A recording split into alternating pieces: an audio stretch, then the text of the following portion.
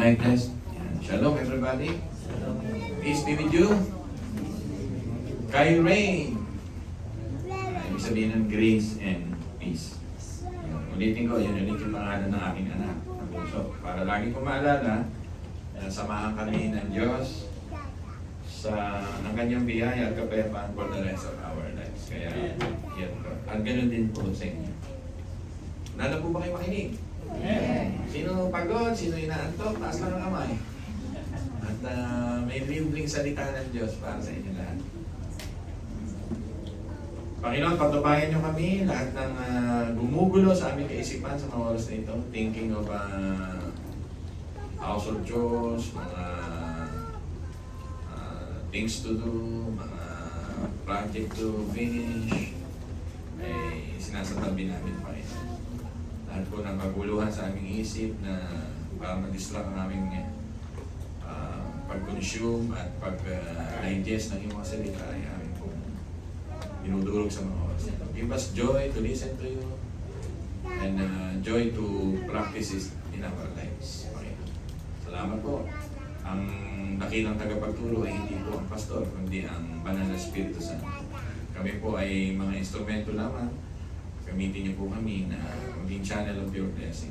Mga Panginoon, makita nila that you are so serious with your words. As Ate Liberty said, banal na salita. Hindi lang banal, kundi buhay na salita ay magsilbi na ang aming kalakasan. Maraming salamat po. In the mighty name of Jesus we pray. Amen. Amen. Ako po yung taong mahilig sa nature, alam niyo naman yan. Pagka umakyat kayo sa Tagaytay, yung Sungay Road, ang ibig sabihin ng Sungay Road, yung dito sa malapit sa Palace in the Sky, ano, yung Tagaytay Road, yun po ay 4 na beses kong pinuntahan. Yung unang-unang punta ko doon by walking. Ang kasama ko si Kuya Homer pa. Hindi nyo na nalalaman. Nilakan namin ni Kuya Homer. Simula Tagaytay hanggang doon sa may dagat sa baba. Pag uwi, hindi namin kaya sumakay ng jeep. Nagano kami, Santo Tomas, tapos Calamba. Hindi na kasi namin kaya. Yun po yung aming sinubo. Tapos, binisikleta ko to. Tingnan ko kung kaya ko nung malakas-lakas pa ako. Dalawa kami ng aking kaibigang pastor.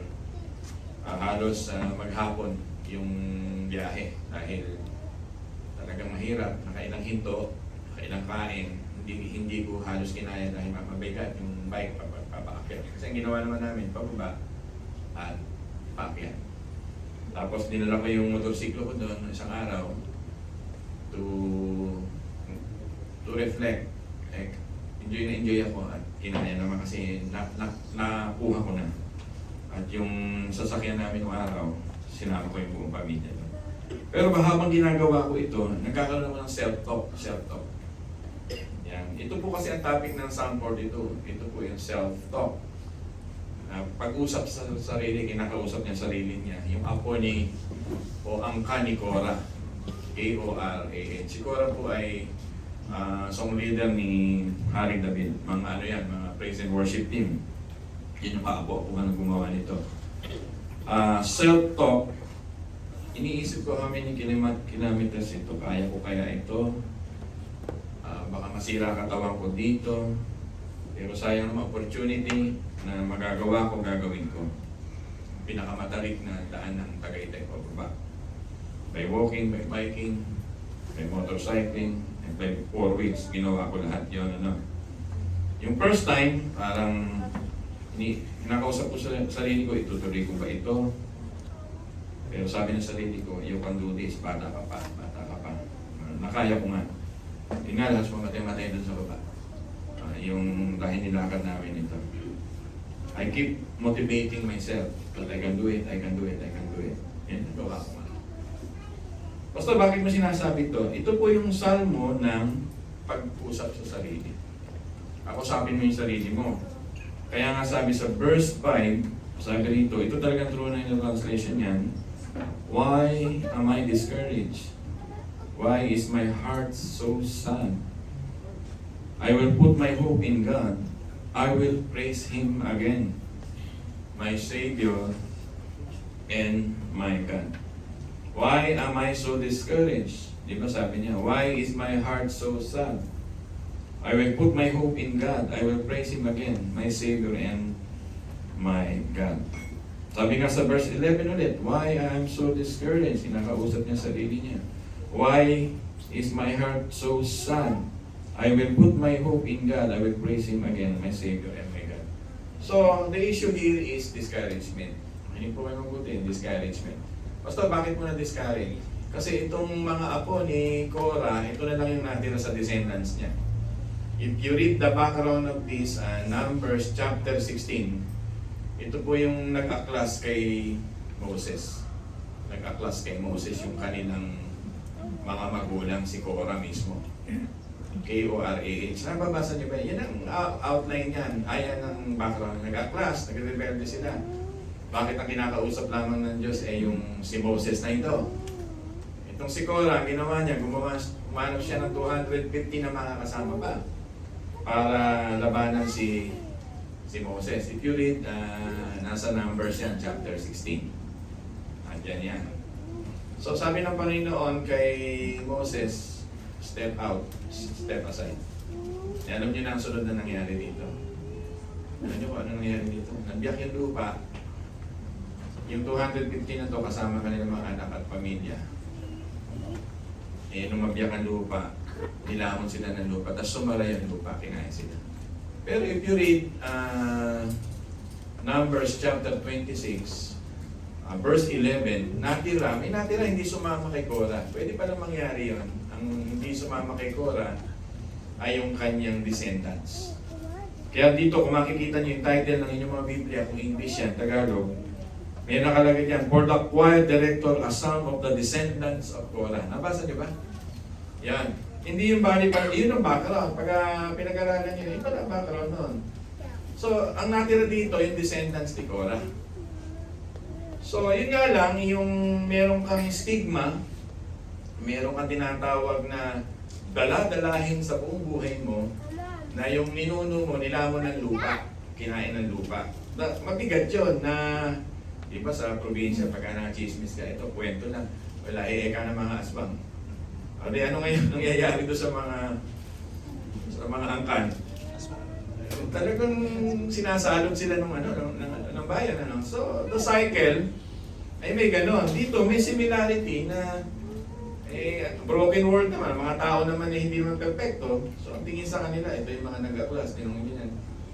Nagkakaroon kayo tuloy si kaapu-apuhan ni Korah, the descendants of Korah. Hindi naman binagin ang pangalan dito ng mga discouragement. Yan po, nagkakaroon sila ng problema sa pagharap sa mga ganito. Hindi discourage sila. Kasi nagkakaroon ng stigma. Pero ang kagandahan sa Diyos, pinuputol yung cycle ng curses.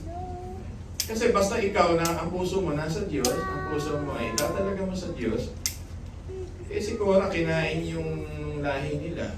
Yung mga 250 na taong nagre-rebelde kay Moses, kinain talaga ng lupa. Ganun lang ng Diyos eh. Bibiyak ang lupa, mahuhulog sila, magsasara. Wala na, patay ka. Pinastep out dito si Moses. Talaga ng pagkaan Diyos ang namalo, palo talaga. Dito, inaaliw ng Diyos si Korah, yung kanyang mga angkan, through self-reflection. Through self-talk. Ay, anong aral nyo itong basahin nito? Ito po ang kahalagahan ng self-talk. Nakausap nyo na po ba ang sarili nyo? Sino sa inyo ang kumausap ng sarili mo? Diba, pag tumitingin ka sa salamin, gwapo mo talaga. Diba, Kuya Mato, ganyan ka naman. Yung habang nagja-jogging si Kuya Mato, ikaw ang runner, ikaw ang ano. Gwapo ka talaga. Diba, gano'n? Tama ba? Diba, kinakausap natin ang sarili natin. Huwag naman yung nag-iisa ka na lang, kinakausap sa sarili mo, nasa Robinson ka, iba yun. Nasa mga mall ka, kinakausap sa sarili mo, iba yun. Ako madalas kinakausap ko sarili ko, minsan bumubuka pa ng bibig ko. Kaya sabi ng mga anak ko, ano nangyayari ni Papa? Sabi, pa-practice ako kinakausap ko sarili ko. Importante to. Makinig kayo mabuti, nagsisimula pa lang tayo. Praising begins with self-talking. Diba? In difficult times. You need to talk to yourself in difficult moment para daling ka ng Diyos sa tinatawag na pagpupuri. Dito, ang ganda ng translation sa English, ano? Maganda rin naman yung Tagalog, maliwanag na maliwanag. Kasi pag mumula natin dito, sabi dito, why I am discouraged. Yung ibang translation sa English, down, downcast. Cast down, tama. Ang ibig sabihin nun, why are you sinking? Sa salitang Hebreo, why I am sinking? Ba't ako lumulubog? Kinakausap niya sa sarili niya, sa Hebrew. So, ang ginawa niya, ay nagkaroon siya ng tinatawag na pagbubuhos ng kanyang kaluluwa sa pamamagitan ng self-talk sa Diyos. Alam niyo po, delikadong makinig sa sarili. Iba yung pakikinig sa sarili kaysa sa nagsasalita ang sarili mo sa sarili mo. Sa gulo-gulo mo. Sabi ng Jeremiah, don't listen to yourself. Translation na mababaw, pero ang tunay na translation, don't listen to your heart. Because heart is deceitful. Iyan yung philosophy ng mundo ngayon, kaya marami napapahamak na kabataan. Napapahamak ng tao, they are listening to their emotion and heart. Puro listening. Diba? Kaya pagka nakakita ka ng bad advices, because you listen to your own heart, you will listen to your sinful nature. Yung idolatry mo sa buhay, pakikinggan mo. Yung mga sinasama, yung gustong-gusto mong gawin, gagawin mo. Kaya dangerous. Kaya kailangan nagsiself-talk ka. Halimbawa, ang halaga nito ay 50,000, nagsiself-talk ka. Eh gustong-gusto mo. Talagang bagay na bagay sa bahay mo. Halimbawa, ito lang, 50,000 ang halaga nito, gustong-gusto mo. Sabi ng damdamin mo, bilhin mo. Pero pag nagsiself-talk ka, 50,000 ang pakakawalan ko dito. May budget, may pinag-aaral kaming mga bata. May mga kuryente, hindi pa tapos. Marami pang bayarin na higit na prioridad. May church pa kami dapat tulungan. So, dagdag na natin kasi priority. So, nag-self-talk ka, anong gagawin mo? Bibilin mo, hindi. Pero pag powerful ang emotion mo, impulsive ka sa ganun, bibilin mo. Yun ang ibig ko sabihin. Yun yung mga taong hindi nagse-self-talk. Naintindihan niyo ako? Ako, minsan umaharap kahit paborito namin yung Uniqlo. Dapat bayaran ako ng Uniqlo. Bulito kasi malamig. Pero pahabang kaharap ko, tinitingnan ko yung presyo, kinakausap ko yung sarili ko. Sabi ko sa sarili ko, bibiling ko ba to? Kasi babayaran ni Candice to. Kinakausap ko yung sarili ko, bibiling ko ba to? Mababawasan ang pera ni Candice dito. Baka mag-away pa kami, hindi na. Pero minsan, kailangan ko magsuot ng itim dahil naimbitahan ako sa isang church para magsalita, bibiling ko ba to? Kagad, binibili ko kasi kailangan lagyan ng coat. Kaya purihin ng Diyos, nabibili para sa Panginoon. Magsa-self-talk ka para hindi ka mahulog sa discouragement ng buhay. Simple yung ating pinag-uusapan, pero ang self-talk ay pag-iiwan sa atin ng Diyos ng the power of conscience sa Book of Corinthians. Minsan, pupunta ba ako sa isang lugar nito, binibigyan ka na ng babala ng Panginoon, kung gagawin, mag-self-talk ka. Huwag mong ituloy, baka madisgrasya ka. Napakabuti ng Diyos, may powerful Word of God, may conscience as self-talk. Siyempre, the finality is based on the Word of God self-talk. Yan ang ibig sabihin niya. So, mga minamahal, magkaroon ka ng self-dialogue. Araw-araw ng buhay mo. May desisyon ka sa buhay, mag-dialogue ka muna sa sarili mo. Diba? Yan ang lagi ko sinasabi sa anak ko. Mabuti, nag-iisip na yung mga recently, mga ganyan. Sa mga aking anak. Halimbawa, pag-aasawa, hindi kayo basta-basta mag-aasawa para daw yung kanin na napakainit na pagka sinubo mo ay sobrang init. Ano gagawin pag sobrang init ng kanin? Lulunukin mo ba? Pag pinilit mo sa ano yung tsura mo ganyan? Ganyan tsura pa pag sinubo mo yung kanin na sobrang init. Magkakaroon ka ng self-talk, speaking to yourself. Di ba? To handle anything in life.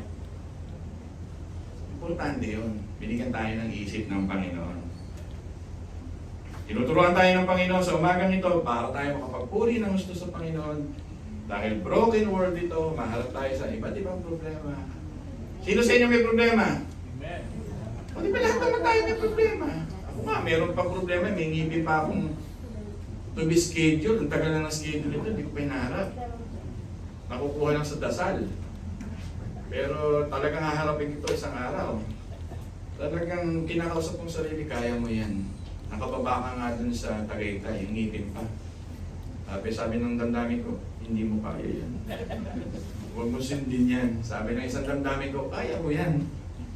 So kung ano makakabuti, kakayanin natin yan. Don't listen to your feelings. Mga minamahal, delikado yun. Sino sa inyo mahilig makinig sa kanilang damdamin?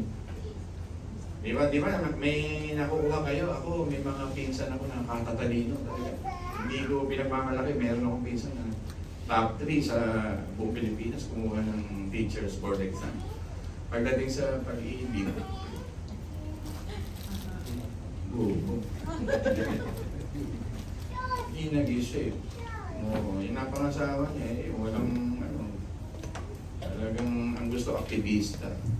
Makiba ka, huwag magsawa. Yung mga ganyan sumisigaw lang. Hindi ka kasi nakapunta sila sa politics. Ang tali-talino. Pati pag tuturo niya na apektuhan. Hindi ko na babanggitin. Pero yun po yun, nagkaroon ng kakulangan ng self-talk. Hindi nag-iisip. Laging sa damdamin. Ay, bibili ko to. Ay, gusto ko to. Pupunta ako sa lugar na ganito. Ang bilis ba ganun, hindi napag-iisipan. Huwag po. Kasi delikado yun, ang dulo nun, pag nagkaroon ka ng discouragement, nagkaroon ka ng problema, nahulog ka sa kumunoy, mahirap magpuri. Hirap na hirap ka magpuri. Kaya dito, sabi niya, I will do talaga ang self-talk na ito para makalapit sa Panginoon. As I said, ulitin ko, don't listen to your feelings. Yan, delikado yan. Makinig kaya sa salita ng Diyos. In all your ways, acknowledge Him. He will direct your path. Yan, Psalm 42. Yun nga lang, patungkol na sa Diyos, sabi niya rito, tularan niyo daw ang isang usa. Alam niyo, ang usa, illustration lang to, metaphor. Pag uhaw na uhaw yan, talagang gusto niya uminom, iinom talaga yan. Minsan nakakalimutan niya, mayroong leon sa tabi niya, mayroong crocodile at mayroong hunter na pwede siyang barilin. Talagang para matrap mo ang isang usa, ay hintayin mo mauhaw siya doon sa lawang iniinom niya at doon mo siya mahuhuli. Kadalasan sa mga usa na nahuhuli sa kanilang pag-auhaw. Just an illustration yun, though negative tingnan yun, pero ang ibig lang sabihin nun, napakaganda nun, kung positively gagamitin mo that no matter what, lagi kang sa Diyos tatakbo. Kung may problema ka sa buhay, hanapin mo lagi ang Diyos na parang usan na gano'n ang pagkauhaw. That yung talagang hindi niya isa-set aside ng Diyos. Basta tungkol sa Diyos, na uuhaw ako sa Diyos. Basta nasa Bible pa yan, sa verse 1, as the deer longs for streams of water, so I long for you, O God. Diba? Ibig sabihin ng longing ng deer na ito ay talagang pagbibigyan niya ang kanyang uhaw basta tungkol na sa Diyos. So, yung self-talk, ganito po, ang ibig sabihin, pag gusto na ng Diyos ang lahat ng bagay sa buhay mo, yun ang priority mo.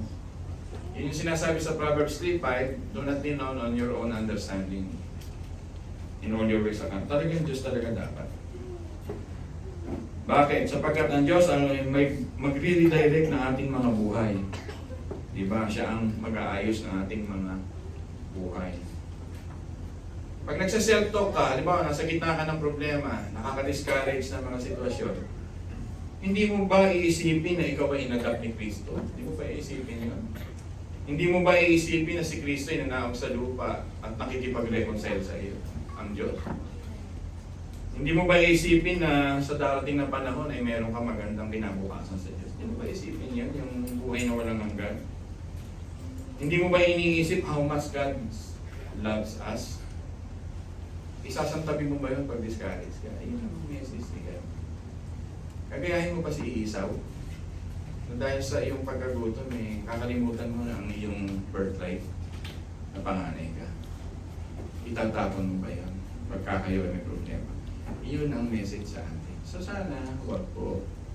Tinakausap tayo ng Panginoon because there's a lot to celebrate. Yung message kanina ng inyong Ate Adeline, no matter how difficult, Habakuk, facing life, walang mga ani, still, sabi niya sa last verses, I will praise the Lord. Sabi nga ng Philippians 4:4, in all things, din ba sa lahat ng bagay, rejoice. Tatapon mo ba ang mga bagay sa Diyos pag may problema kayo, mga minamahal? Sermon yan, paalala yan, wag po. Kasi sinasagip tayo ng Diyos sa araw-araw nating buhay. Diba? Halimbawa ako, isang sitwasyon, hindi tinugon ng Diyos kaagad yung aking panalangin. Bakit ako madi-discourage? Kung babalikan ko nakaraan ko, 1,000 panalangin ko, tinugon niya. Hindi na mabilang ang kanyang katapatang ipinakita sa akin ng mga nakaraang panahon. Bakit ko ipagpapalit ang mga bagay na gano'n sa tinatawag na inihahanda na ng Diyos sa atin? People are listening. Are you listening, people?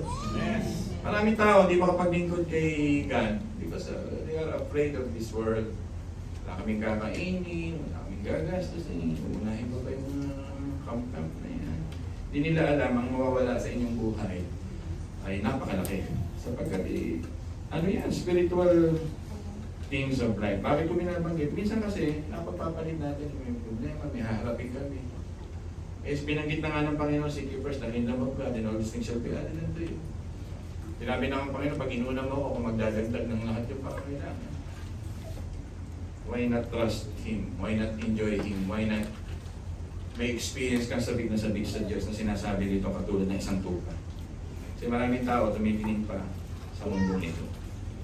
Why not redirect your eyes, your focus on our Lord Jesus Christ? Just to praise Him. Amen ba doon? Amen. Self-talk, very ancient na payo na nasa Biblia. Very ancient. Pero ngayon, pag ako nag-counseling, kinuha ko sa Quezon City, part ng tinatawag na counseling procedure, tayo nagpapayo rin kami sa tao, self-talk. Kaya isipin mo, sa counseling may ganito, sa psychology may ganito. Ang modern psychology natin sa kanilang cognitive behavior, ang payo, self-talk, sabi mo sarili. Samantalang ang Diyos, ancient history na, panahon pa ng Biblia, ay sinabi niya na ito. Hinihirap lang ito ng mga psikolohiya natin sa panahon ngayon. Diba? 2 Corinthians chapter 20 verse 19, dahil ganito ang ginawa nila, inuuna nila ang Panginoon, sila ay ginawa ni David na isang, yung mga kalahi-lahian nila, diba? Parang Moses sa kalahi-lahian nila, dahil Levite sila, na maging musical part ng team na katulad ninyo. Alam nyo, ang ganda ng team natin, meron tayong musical, ito kasi musical team. Ang ganda-ganda niya. Amen ba doon? Tugtugan nyo kanina, maganda. Amen ba doon? Paano kayo believe? Glory to God ba doon? Amen. Ano kayo, gaganda, lalo na yung pagka pinapagapang niya, atin yung mga bass. Diba, nung araw ukulele lang ang parang style ni Gabi, pero ngayon parang si Van Halen na tulad. Maglalaki ang mga tenga. Ganda ng praise and worship yung kanina, nagpupuri kami. Pero ako'y daw, diyan nahulog si Satanas. Kinig kayo, diyan nahulog si Satanas. Dahil nung pinupuri na ang dapat purihin ng Diyos, nangarap siyang dapat siya ay purihin din. Diyan nahulog si Satanas. At yan din ang maraming sumisira ng simbahan. Makinig kayo mabuti. Naging problema namin yan sa maraming churches. Nag-aaway-aaway, hindi magkasundo. Naapektuhan ninyo ang buong church. Kaya dapat talaga, laging pinapaalalahanan ko kayo na ang gustong-gusto ng Diyos purihin siya. At kayo nga ang gagamitin para purihin siya, kakanta kayo. So sino nang dudurugin para masira ang pagpupuri natin sa Diyos? Sino? Makinig kayo, sino? Tama ba yung sinasabi ko, dapat ba ang pastor magpaalala sa inyo na ganito? O ayaw nyo magpaalala ang pastor na ganito? Hindi ka pwedeng maging manunugtog kung ang heart mo hindi worshipful. So, self-talk, mag-worship ka muna sa Diyos, kausapin mo ang Diyos, ako ba ay worshiper talaga? At pag worshiper ka, kahit habang buhay kang tumugtog dyan, hahayaan ko kayo. Pero pag uwi ninyo, may sarili kayong lakad, may sarili kayong buhay, wala kayong pakialam sa pagsamba, ang Diyos po ang siyang nagbibiyak ng lupa, hindi ako. Siya ang nagpaparusa. Kasi napakahalaga ng praises. So I'm very bold speaking to you that Alagaan niyo ang inyong buhay spiritual. Be ready spiritually. Tinatanggap ko, may ups and downs tayo sa buhay. Very bold lang yung pastor, nagkakaproblema tayo. At praise God, binibigyan tayo ng Diyos chances upon chances. So use it like the descendants of Korah. Listen, loving the Lord for the rest of their lives. Kasi yung cycle, pinutol na ng Diyos eh. Gusto mo ba bang bumalik doon? Pinutol na yung mga nagre-rebelding mga lahi ni Korah. Tapos itong mga naninigluhod na humaharap na sa Diyos ay ginamit pa ng Diyos. Listen, hindi habang po buhay, ikaw magdidikta ng mga bagay-bagay sa buhay mo. Hayaan nyo ang Diyos ang magdikta ng mga bagay. Ako, lagi ko lang dasal ganito. Minsan, hindi ko na kayo pagsasabihan. Gamitin nyo ang gustong magpagamit Panginoon na nagmamahal sa iyo. Pero yung lumalabas tangan sa iyo, gumawa ka ng paraan, tanggalin mo, Panginoon. Sa Diyos ko nilalapit yun. Kaya kung ikaw ay patuloy na sumasamba sa Panginoon, kahit anong ministry ginagawa ninyo sa Panginoon, dahil nagpupuri kayo sa Panginoon, ang Diyos ang maglilipat, hindi si Pastor. Amen ba doon? Amen. Tanggap niyo ba sinabi ko? Amen. Wala akong kapangyarihan doon, pero ang Diyos na sinasamba ko makapangyarihan doon. Kasi ang prayer ko sa buhay ko, sa pagpapastor ko, Lord, samahan mo lang ako. Bigyan mo kami ng mga tamang tao. At kayo yun pinili ng Panginoon. At magpi-15 years na tayo, sama-sama, labing-labing, yakap-yakap. Pag may pinapagawa sa inyo ang Diyos, huwag niyong baliwalain, bastusin at huwag gawin yun. Yun ay respeto mo sa nagmahal sa iyo at nagbigay ng buhay sa iyo at hininga sa iyo. Tama. Kahit simple pa yan, kahit magluluto pa yan, kahit magwawalis pa yan, para sa kapurihan ng Diyos, yan ay gagawin mo. Ikinig. Talaga nagsisero mo si Pastor. Siyempre na-absorb ko kayo. Parang shock absorber ako. Kung ano mga dinadaanan nyo, dinadaanan ko din. Ako yung nagmamahal sa inyo, Pastor nyo ako. Kaya ako ay ganyan sa inyong buhay. Just imagine, very close ako sa inyo sa ganyan. Kaya yung iba lumilipat sa malalaki simbahan para na magtago. At di makita. Praise God, dito hindi tayo makakatago, maliit lang tayo. Uy, kausap po kayo. Amen. Yung gusto pa bang magtago dito? Sabi nga ng Panginoon, hindi lalantad ang lahat sa liwanag. Hindi ka rin makakatago. So much for that. Masabi ko na sa inyo ang aking mga contemplation and some, what do you call this?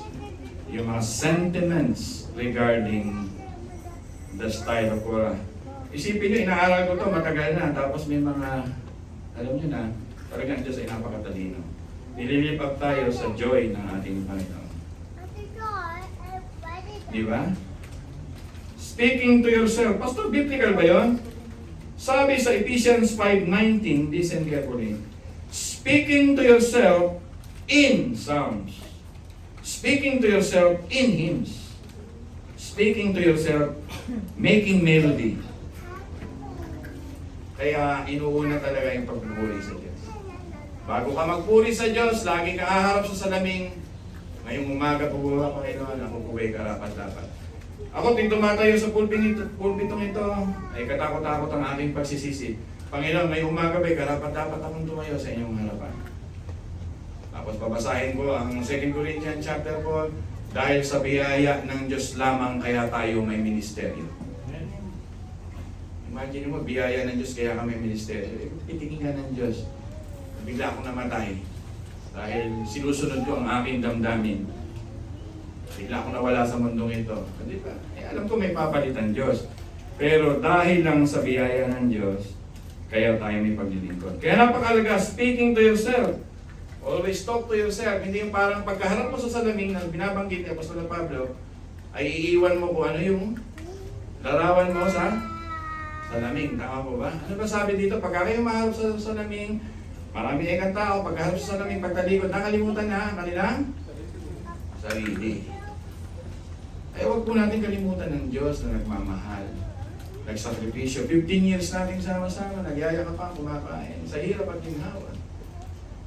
Ipinagsasaluhan natin lahat yun. Huwag natin itatapon. Yun lang po ang paalala ng Diyos. At alam ko, mangungusap ang Diyos sa inyo at sabihin sa Panginoon, use me again, mightily again. Okay. Yan ang mga prayer ng apo ni Cora na kahit kasumpa-sumpa ang ginawa ng kanilang mga magulang, pagka ang Diyos gusto silang gamitin, gagamitin at gagamitin sila ng Diyos. Build your minds with the truth of God in times of difficulty. Punuin mo ang utak mo ng mga bagay patungkol sa katotohanan ng Diyos sa panahon ng inyong mga problema.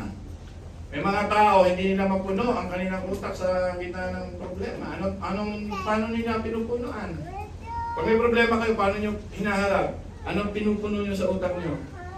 Sinabi ko na nga ba gaganyanin ako? Sinabi ko na nga ba ganito magiging resulta? Sinabi ko na nga ba, buwise!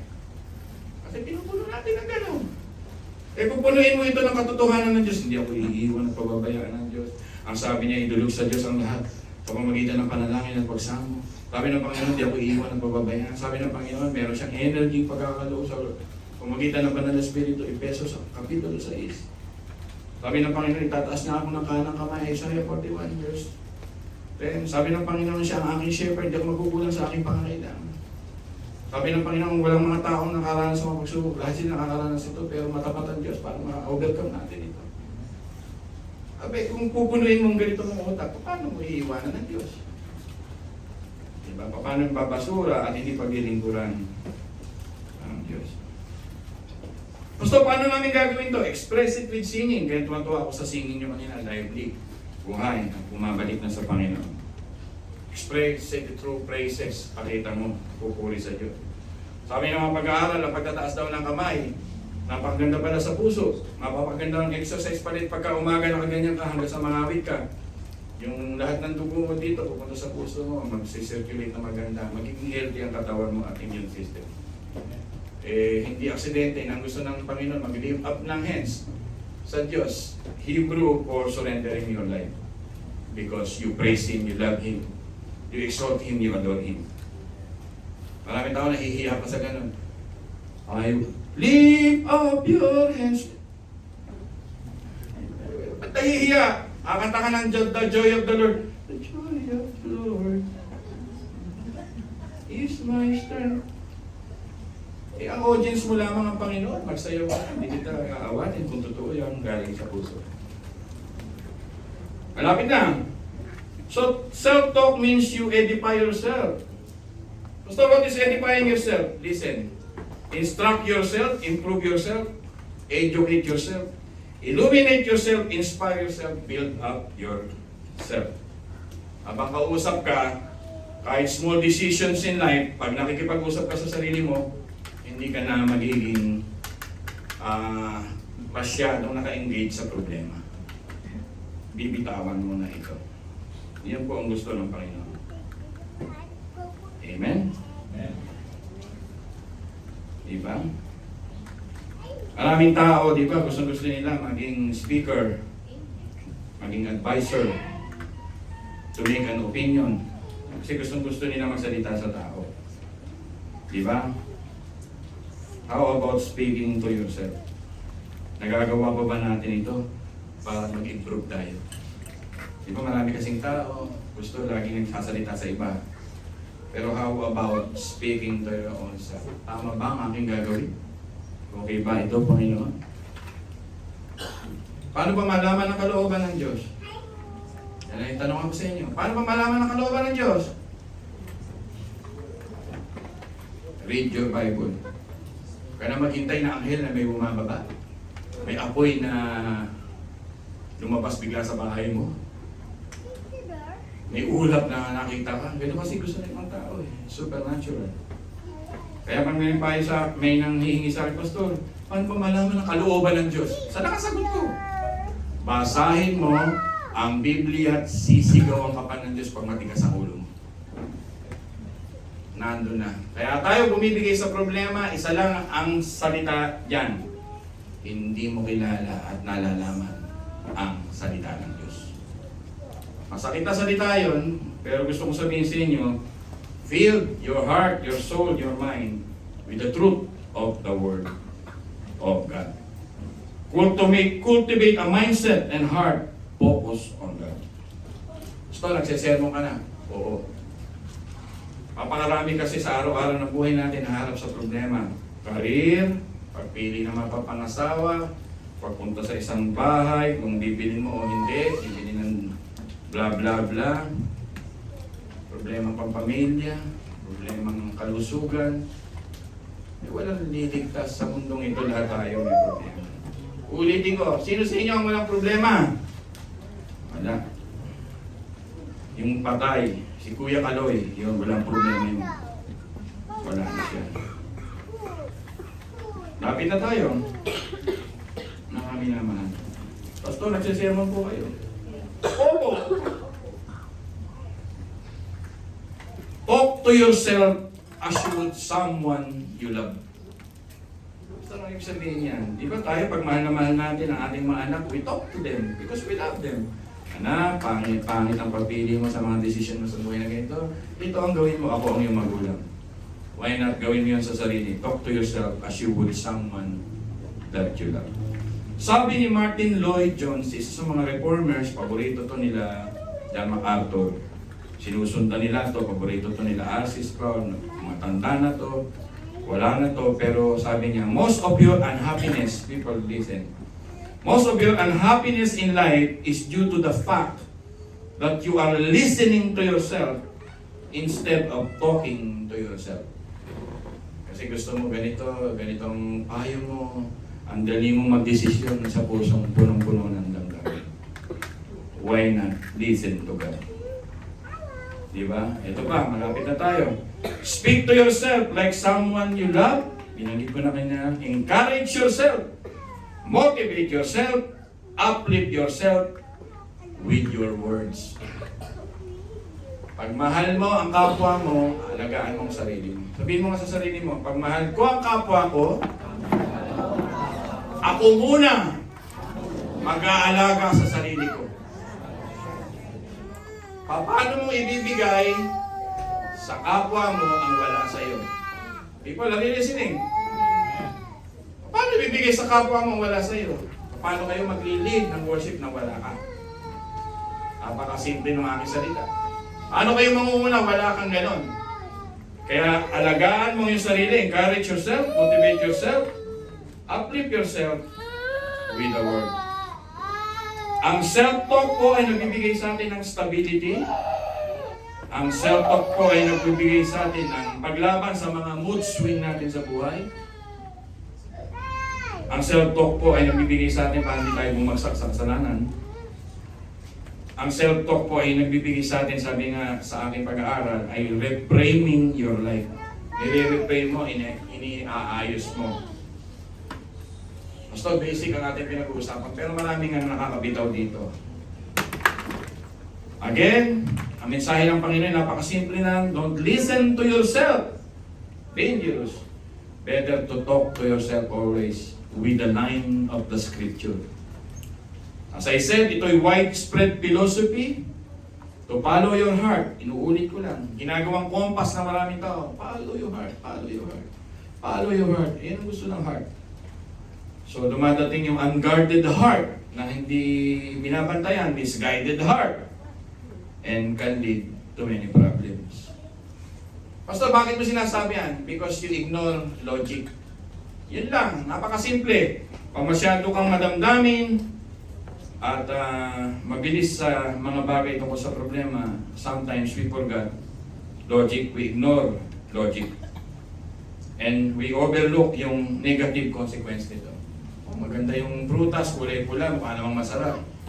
Eh, binili na ng Panginoon na huwag kainin. In-ignore. Sinunod nila kanilang mga sarili. Pahamak sila. Nadamay tayo. Bakit po ang damdamin ay fleeting? Sapagkat ito po ay madaling tangin ng mga problema ng buhay. May biases. Hindi po tayo mabuti. At walang long-term effect ito at maraming consequences. Tama po ba? Ulitin ko na naman, maraming nahuhulog, spending money carelessly. Pera lang ang ilustrasyon ko, pero marami dito. May mga rush na yung mga ginagawa na changes sa buhay, career changes. May mga desisyong pabigla-bigla tayo, minsan. Ay mahirap po yan. It can lead to prolonged suffering and denial. Dadating sa punto ng buhay mo, magdi-deny ka na hindi ka nagkakaproblema. So, unguarded heart can be a poor advisor. Listen carefully. Unguarded heart can be a poor advisor and prone to foolishness. Mabibigat na itong mga salita ito. As I said, wisdom and logic ay nawawala. Yes, parte ng buhay natin may damdamin. Pero ang damdamin mo can mislead you at magiging biktima ka nito. Pastor, what will I do? Better to like the sound of God. Better to like the voice of God. Sabi nga ni Ate Liberty, banal na salita. Natuwa ako doon sa salitang ito. Dadagdagan ko, at buhay na salita na nagbibigay sa atin ng buhay. Amen ba doon? Oh Lord, please talk to me. Ganun yun. Ako pag may problema, Lord, please talk to us. Diba? Nung magka-cancer si Candice noon, please Lord, talk to me. Diba? Nung mga anak ko ay mag-aasawa na, please Lord, talk to me. Yung aalis na sa bahay ko yung panganay ko dahil may pamilya na, Lord, please talk to me. Lahat ay kinakausap ang Diyos. Yan po ang mga solusyon dyan na katulad na ginawa ni Cora. Diba? Listening to God in a world full of noises. Ay sasagipin tayo sa marami nito sa buhay natin. Amen ba doon? Amen ba ako doon? Amen. So the point of Psalm 42 ay focus on God, not to your problem. Yun lang yung points ko eh. Hindi ko na lang inuna, nirandam ko kanina. Listen to God, not to your insecurities. Rely on God, not on your own strength. Ulitin ko, the point of Psalm 42, focus on God, not to your problem. Listen to God, not to your insecurities. And rely on God, not on your own strength. Amen, people of God? Amen. Kausap ko pa ba kayo? Amen. Eh, sana naman paglabas natin ng church, hindi para umarap sa salaming. Talagang nakikinig sa Diyos. Ayan yung problema na dumating. Matatapos din yan. It is not eternal. Temporary yung dinadaanan yung problema. Parang sakit ng ngipin, temporary lang. Isang araw, mas maraming masaya. Buo ang ngipin. Ganun lang yun. Nakausap ba kayo ng Panginoon sa mga nito? Amen. Sige po, tayo lang tumayo habang naghahanda ng praise and worship ng ating... May camp kasi tayo, patungo tayo sa pagpupuri doon. May night camp tayo doon na may praises. Talagang nangungusap ang Diyos sa atin dito. Yan lang ang sermon dyan. Habang nagagayak ng awit, ano ang gagayak ng awit? Ano? Wow, masaya yan. That's good. Medyo yung mood natin, iaan natin ng konti. Mananalangin po muna ako sa inyo. Meron pa tayo isang Sunday next week. Pag-pray natin ng yung Elder Bong. He will be our speaker, Elder Bong. Ay, alam niya na yon. At birthday na rin ni Lani next week. Yung may kahawakan ng kaperahan dyan, mag-usap na kayo kung anong paborito niya kainin, bilhin niyo na. Importante mag-celebrate tayo next week. Parang ayaw niya yata kumain. Ayaw niyo ba kumain next week? Gusto? Okay. Papahanda tayo ng maayos kasi magra-wrap up tayo ng mga meeting kung ano gagawin sa pag-alis sa camp. Kaya obligadong kumain din tayo at mag-celebrate ng ating kapatiran si Lani sa kanyang birthday. Kaya kung gusto niyo rin magdala ng cake, magdala na kayo. Ubi cake, mahilig sa violet yun. Ano pa bang kailangan ng kainin? Yung mga violet na pagkain. Wala yata ganun. Basta mag-celebrate tayo. Yun lang ang point ko. Maging masaya tayo next week. Wrap up. Brethrenhood. Bago umalis. Talaga i-final natin. Magka-pray ako din, we will sing this song. Panginoon, napaka-basic ng aming pinag-usapan sa pulpitong ito. Sinasaway mo kaming makinig sa aming sarili. At tinutulungan mo kaming makipag-usap sa aming sarili na nakatuon sa gusto ng Diyos. Panginoon, salamat po sa mga paraan na malilid kami sa inyong mga salita. Tulungan niyo kami na to assess dangers in our lives, to estimate kung mapapahamak pa kami sa mga desisyong gagawin namin, to calculate kung ito bang gagawin namin ay masisira ang testimonya namin. Tulungan mo kaming maging isang mathematician pagdating sa aming mga patotoo.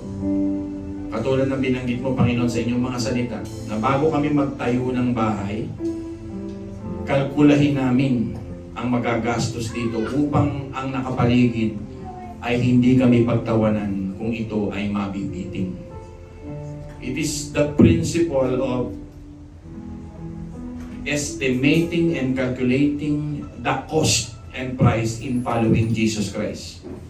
Kung ngayon pa lang ay hindi namin kayang i-deny ang aming sarili, kalimutan ang aming sarili, at higit na pahalagahan ka kaysa sa mundong ito at mahal namin sa buhay, at hindi namin kayang pagdesisyonan yon, napakaliwanag na sinabi mo sa amin, wala kaming karapatang maging tagasunod mo.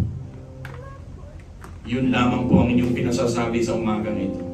Tulungan mo kami, Panginoon, na ang tunay na maghari sa aming buhay ay ang Diyos, ang makapangyarihang Diyos, at alam naman namin kailanman ay hindi kami iiwan at pababayaan ng Diyos na may lalang ng langit at lupa. Sinusukat mo ang aming pananampalataya sa mensaheng ito, Panginoon. Tulungan mo kaming magtaas ng kamay, magsuko ng buhay sa iyo. Ama, maraming salamat po. Pagpalain niyo ang Shepherd's Heart Church. At ikaw na po ang bahala sa kanilang patuloy na pagmamahal sa inyo. Suklian niyo po ito, Panginoon, ng siksikliklik umaapaw sa kanilang buhay. In the mighty name of Jesus we pray. Ang lahat po ay magsabi ng Amen. And let's sing joyfully.